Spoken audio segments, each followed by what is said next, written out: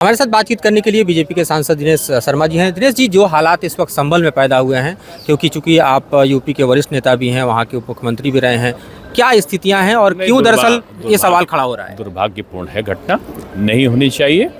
और जो माननीय न्यायालय का आदेश है वो सभी को मिलकर मानना चाहिए। और आज वहाँ पर शांति व्यवस्था है और विपक्ष को संभल में राजनीति से बचना चाहिए।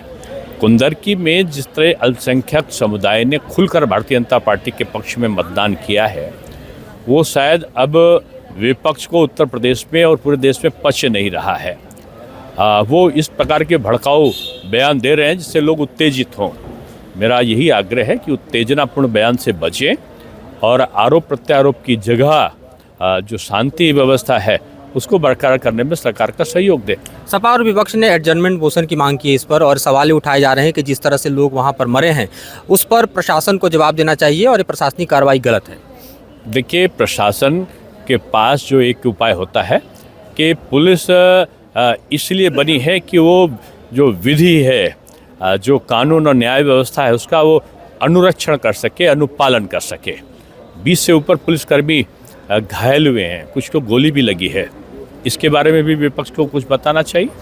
जिनके जो दिवंगत हुए हैं, मरे हैं, उनके प्रति पूरी सहानुभूति है, लेकिन साथ में अपेक्षा यही है कि जो न्यायालय का आदेश है उसका पालन सबको करना चाहिए। हमारे साथ बातचीत करने के लिए बीजेपी के सांसद दिनेश शर्मा जी हैं। दिनेश जी, जो हालात इस वक्त संभल में पैदा हुए हैं, क्योंकि चूंकि आप यूपी के वरिष्ठ नेता भी हैं, वहाँ के उप मुख्यमंत्री भी रहे हैं, क्या स्थितियां हैं और क्यों दरअसल ये सवाल खड़ा हो रहा है? दुर्भाग्यपूर्ण है, घटना नहीं होनी चाहिए। और जो माननीय न्यायालय का आदेश है वो सभी को मिलकर मानना चाहिए। और आज वहाँ पर शांति व्यवस्था है और विपक्ष को संभल में राजनीति से बचना चाहिए।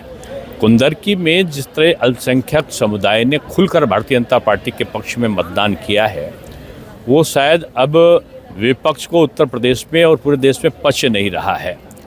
वो इस प्रकार के भड़काऊ बयान दे रहे हैं जिससे लोग उत्तेजित हों। मेरा यही आग्रह है कि उत्तेजनापूर्ण बयान से बचें और आरोप प्रत्यारोप की जगह जो शांति व्यवस्था है उसको बरकरार करने में सरकार का सहयोग दे।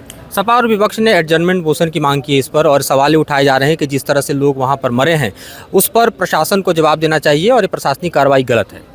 देखिए, प्रशासन के पास जो एक उपाय होता है कि पुलिस इसलिए बनी है कि वो जो विधि है, जो कानून और न्याय व्यवस्था है उसका वो अनुरक्षण कर सके, अनुपालन कर सके। 20 से ऊपर पुलिसकर्मी घायल हुए हैं, कुछ को गोली भी लगी है। इसके बारे में भी विपक्ष को कुछ बताना चाहिए।